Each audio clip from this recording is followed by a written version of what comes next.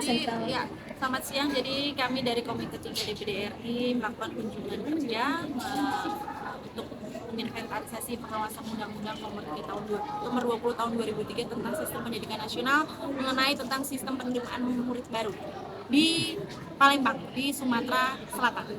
Tadi banyak juga masukan dari masyarakat ini tadi terkait zonasi seperti apa, Bu? Zonasi. Iya. Jadi tadi masukan mungkin untuk di Sumatera Selatan sendiri ya semuanya sudah teratur tadi berdasarkan kementerian dan berdasarkan keputusan dari gubernur juga, surat keputusan dan daerah juga semuanya tadi sudah teratur berdasarkan tadi kepala dinas juga memberikan memberikan pemaparan ya, dan solusinya pun ada.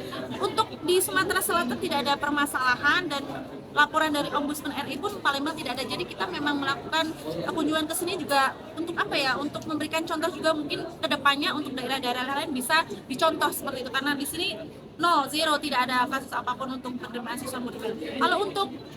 Kalau untuk kekurangannya untuk setiap tahun pasti ada, tetapi tadi malah saya juga luar biasa sekali ya, di sini juga malah ada untuk mahasiswa berprestasi tidak mampu, malah tidak